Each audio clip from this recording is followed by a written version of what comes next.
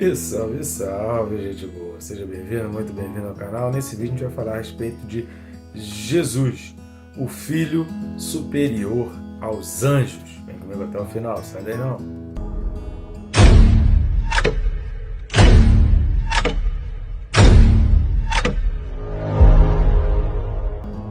Mas antes, não deixe de se inscrever no canal. Peço sua gentileza aí, esse favor, clica aí no botão, é bem rápido e fácil, não vai te atrapalhar. Sugiro aí clicar também no sininho para que você seja notificado a cada vídeo novo e também se disciplinar para estudar a palavra. Tá? A gente precisa desses lembretes de vez em quando para a gente poder chegar à conclusão de que a gente precisa estudar a palavra, é ou não é? Peço a sua gentileza também aí para curtir, comentar e compartilhar. É tão simples, mas vai alavancar o canal e vai trazer um engajamento e indicar para o YouTube que esse vídeo ele é relevante, que ele tem importância dentro do canal. Curtindo e comentando o algoritmo do YouTube mostra o vídeo para mais pessoas e ao compartilhar você acaba levando o vídeo para pessoas que nem eu nem o YouTube conseguiríamos chegar, porque faz parte do teu grupo de amizade. Tá legal? Posso contar contigo? Vamos juntos nessa? Texto desse vídeo, Hebreus capítulo 1, versículo 4. Hebreus 1, versículo 4 diz assim: tendo se tornado tão superior aos anjos, quanto herdou mais excelente nome do que eles. Sensacional! Lembrando que aqui é o final do prólogo, não assista esse vídeo de maneira isolada, você precisa assistir o vídeo que a gente fala sobre a introdução, os versículos 1 e 2 e também o versículo 3. Então assista os vídeos anteriores, não assista esse vídeo de maneira isolada, exatamente para você pegar todo o entendimento, porque são muitas partes, muitas expressões, muitos conceitos sendo colocados aqui a respeito da pessoa de Jesus Cristo, falando dele em relação a Deus. Então está falando de Jesus Cristo, mas está falando em relação a Deus, em relação aos profetas, em relação Deus falou outrora pelos profetas, mas aí depois disso o autor de Hebreus começa a dissertar a respeito do Filho como uma maneira de Deus ter falado. Então tudo que está falando do Filho aqui está falando que é Deus se comunicando conosco, que é a maneira de Deus se colocar conosco. Esse versículo aqui ele é fantástico, ele comprova, e a partir do versículo 5, na realidade de todo o capítulo 1, depois do 5 ao 14, é toda a referência, são várias expressões também, indicando exatamente a superioridade de Cristo em relação aos anjos. Essa série de citações que se seguem, elas vão corroborar e elas vão enaltecer ainda mais e elas vão falar em detalhes essa questão da superioridade aos anjos. E herdou o mais excelente nome. O Filho Eterno se tornou um ser humano para nos resgatar do pecado e da morte. No capítulo 2, nós vamos ver também, principalmente os versículos 14 e 15, nós vamos ver com um pouco mais de detalhes a respeito dessa questão do resgate em relação à morte. Mas vamos destacar 6 expressões aqui desse versículo 4 que a gente precisa aprender, que vai ser muito útil para a gente entender todo o versículo. Quando está falando aqui tendo se tornado, a gente precisa entender que a palavra aqui é ginomai, do tendo-se, né? O verbo aqui é ginomai. Ginomai ele já aponta para milagres. A expressão de tendo se tornado não é uma coisa que, como se você troca de uma fantasia, uma troca de roupa, porque isso não envolve um milagre, isso já é uma coisa natural. O ginomai não é uma questão de eu vou me tornar isso fazendo uma plástica, fazendo uma cirurgia, sei lá, pintando o cabelo, vou me tornar loura, aí pintou o cabelo e se tornou loura. Não, você não se tornou loura, a tinta fez você loura. Então, ginomai não é isso. Só para a gente entender, ginomai reflete o milagre, aquela coisa da autotransformação. É como se fosse uma metamorfose com poder próprio. Imagina que a lagarta ela tenha o próprio poder, o poder venha dela, não da natureza, de se transformar numa borboleta. A hora que ela quiser, ela se transforma. Então, essa metamorfose da lagarta para a borboleta não depende de uma química, de uma tinta, não depende de um fator, ela não se utiliza, eu quero me tornar uma borboleta, deixa eu ir no mercado comprar ingredientes para me tornar uma borboleta. Eu preciso me tornar uma borboleta, vou ali no shopping, ver o que eu acho ali para poder a borboleta ficar bonita, para poder pintar. A lagarta não vai fazer isso. Então o tornar-se aqui, ele não é apenas uma transformação utilizando-se de algo natural, mas aponta para o milagre. O Gnomai aponta para um milagre, é uma obra esplendorosa. Já é só o tornar-se aqui já dá a Jesus Cristo esse poder supremo vindo do trono, que vem do Pai, que vem de Deus, porque é um poder milagroso, e ele se tornou o que? Superior aos anjos. Através do seu sacrifício, através da sua morte, aquele poder ele foi tão miraculoso que fez dele superior. Então foi um milagre que o tornou superior aos anjos. Não foi porque ele foi no mercado ou foi ali ou adquiriu alguma coisa que o fizesse, ou adquiriu um diploma, um certificado, alguém deu a ele. Não, ninguém deu. Houve um milagre a partir dele que o fez superior aos anjos. E superior aqui, a palavra é kreiteton. Kreiteton, ele significa mais útil, mais excelente. Ou seja, ele foi um milagre que se tornou mais útil do que o anjo, mais excelente, numa posição acima dos anjos. Então o filho, ele está numa posição hierarquicamente de autoridade superior aos anjos. Por isso é que a gente não adora os anjos, porque a própria Bíblia, se você não assistiu, assista aos vídeos de Apocalipse, onde João, ele ou por 2 vezes, ou ele conta uma segunda vez do que aconteceu na primeira vez, ele se prostra diante do anjo e o anjo não aceita adoração. Anjo de Deus não aceita adoração, ele aponta para Deus. Ele diz lá para João, no capítulo 22, adora a Deus. Se você não assistiu, assista os vídeos correspondentes ao capítulo 22 de Apocalipse, que já está disponível aí no canal. Superior, mais útil, mais excelente. Herdou. Herdar é no sentido de obteve o direito. Você só herda alguma coisa, que eu não posso herdar. Imagina aqui que seu pai seja riquíssimo, dono de muitos aviões, profetizo sobre a tua vida, dono de muitos bens, de muitas terras, de muitas propriedades. E aí eu parabenizo você, poxa, excelente, parabéns aí.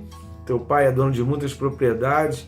Teu pai falecendo, você vai herdar todas as propriedades, todos os terrenos dele. Você vai herdar, que você tem esse direito. Eu não posso herdar as propriedades do seu pai, não é porque seu pai faleceu que eu posso ir lá dizendo, eu quero, fulano de tal faleceu aqui, eu quero a terra dele, eu quero a casa dele, eu quero o apartamento dele, eu quero o avião dele, eu quero a pessoa. A gente tem o direito de pedir a herança de todos. Tem um presidente aí de um país tão distante que está querendo taxar, né? Está querendo que o governo pegue uma parte dessa herança, o que não é legal, né? Isso aqui, embora se torne lei, isso eticamente não é uma coisa boa. Isso aqui já passa uma imagem extremamente negativa. Nós não temos esse direito de abocanhar a tua herança. A herança é tua, teu pai trabalhou para deixar para você isso, ele vai fazer para você. Eu não tenho esse direito de tomar a tua herança. Então, quando está falando aqui de que ele herdou, é porque ele teve o direito, ele adquiriu esse direito, a ele foi concedido esse direito. A mais ninguém mais tem o direito a herdar aquilo que Jesus herdou. Mais excelente, esse mais excelente que a palavra grega aqui, ela significa diferente, insuperável. Ou seja, ele está numa posição superior e ele é mais excelente. Mais excelente, ele é insuperável. Ninguém consegue superá-lo, ninguém consegue barrá-lo, ninguém consegue ser melhor do que ele. Ele está acima e ele é superior. Ou seja, aqui está dizendo, porque a expressão superior, que é kreiteton, é mais útil, é mais excelente, é mais importante. E essa palavra aqui traduzida por mais excelente, ele é diferenciado, ele é insuperável. Aquela posição superior dele é inalcançável e não apenas inalcançável, é insuperável. Deu para entender um pouco a diferença entre o superior e o mais excelente? Superior é a posição, mais excelente seria a qualidade daquela posição. Resumidamente seria isso. E nome aqui no grego é onoma, que é a identificação, é o nome próprio. Quando fala que ele herdou mais excelente nome do que eles, ele recebeu uma identificação, um nome próprio, uma característica própria. Aqui a gente pode entender que está falando porque ele foi chamado de filho, e isso tem respaldo aí nos próprios versículos anteriores e também no versículo 5, onde ele vai falar: tu és o meu filho. No capítulo 2, versículos 14 e 15, também vão apontar nessa direção, que diz assim, visto, pois, que os filhos têm participação comum de carne e sangue, destes também ele igualmente participou, para que por sua morte destruísse aquele que tem o poder da morte, a saber, o diabo, e livrasse todos que, pelo pavor da morte, estavam sujeitos à escravidão por toda a vida. Ou seja, ele só adquiriu isso porque ele herdou o nome de filho. Então, no livro do Apocalipse vai falar que ele tem um nome que a gente não conhece, ninguém conhece, que vai estar escrito na sua coxa, que a gente só vai conhecer, só vai se tornar conhecido na volta dele. Tem essa questão desse nome específico lá que ele vai ganhar. Mas aqui, eu imagino que está se referindo muito mais, e o muito mais provável aqui é que esteja se referindo, e o mais correto é se referindo ao filho mesmo, ao fato de ser filho, ser chamado de filho, como diz aí o versículo 5, e como fala também no capítulo 2 também, no versículos 10 e 11, e em Romanos 1, 3 e 4. Ou seja, depois de passar por um período de humilhação na terra, ele foi ressuscitado como o Messias de Israel e recebeu o título real de filho. Vamos ler Romanos 1, 3 e 4. Com respeito a seu filho, o qual, segundo a carne, veio da descendência de Davi, e foi designado Filho de Deus com poder, segundo o Espírito de Santidade, pela ressurreição dos mortos, a saber, Jesus Cristo, nosso Senhor. Então, o senhorio dele, a superioridade, o fato dele ser mais excelente, dele ser insuperável, dele ser inalcançável, foi uma posição herdada, uma posição que Deus concedeu a ele, uma posição que Deus permitiu entregar a ele. Só Jesus Cristo alcançou esse patamar superior aos anjos, herdeiro de um nome que está acima de todo nome. E a gente vai entender isso daqui exatamente assistindo aos vídeos referentes aí ao Apocalipse, que a gente vai ver a aplicação. Por isso que foi importante a gente fazer os vídeos referentes a Apocalipse e depois trazer o vídeo aqui referente a Hebreus. Então você não precisa pedir a santos, você não precisa pedir a anjos, você não precisa pedir a mais nenhum outro, porque o nome de Jesus, ele está acima de todo nome. É um nome qualquer. É um nome qualquer que expulsa demônios. É um nome qualquer que faz milagres. É um nome qualquer que faz uma modificação. É um nome qualquer que muda uma vida. É um nome qualquer que dá uma direção. Então não é um nome qualquer. É um nome que está acima de todo nome. A estratégia do diabo é rebaixar esse nome. Já que ele não pode subir o nome dele mesmo, então ele tenta reduzir o nome de Deus. Muita gente faz isso, usa dessa mesma estratégia satânica.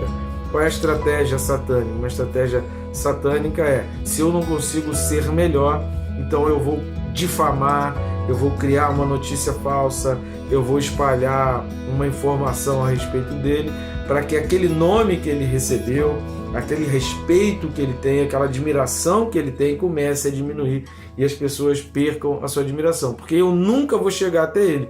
Então a minha única maneira de vencê-lo, ou de pelo menos tirar uma vantagem em cima dele, é reduzindo esse poder dele. Essa é uma estratégia satânica que muita gente se utiliza hoje. Eu não posso chegar lá em cima, porque eu não tenho essa capacidade de chegar lá em cima. Então eu vou tratar de tentar derrubar ou pelo menos manchar essa imagem com mentiras. E aí a gente precisa ler Mateus no capítulo 5, que ele vai falar que bem-aventurados os humildes de espírito, bem-aventurados que choram, bem-aventurados que mansam, bem-aventurados que têm fome e sede, bem-aventurados os misericordiosos, bem-aventurados os limpos de coração, os pacificadores, bem-aventurados os perseguidos por causa da justiça, e bem-aventurados sois quando por minha causa vos injuriarem e vos perseguirem e, mentindo, disserem todo mal contra vós. Então, se alguém faz isso contra você, considere-se um um bem-aventurado. Tem gente querendo me derrubar, tem gente me difamando, tem gente querendo destruir o meu nome, tem gente querendo me tirar de uma posição que eu lutei para conquistar, que eu herdei aquela posição, as pessoas estão querendo me difamar, me destruir. Considere-se um bem-aventurado. Seja feliz, querido, porque Deus quem está te sustentando. Se é baseado em mentira, então é porque você está no caminho certo, porque ninguém joga pedra em árvore que não dá fruto. Que Deus te abençoe, querido, rica e abundantemente.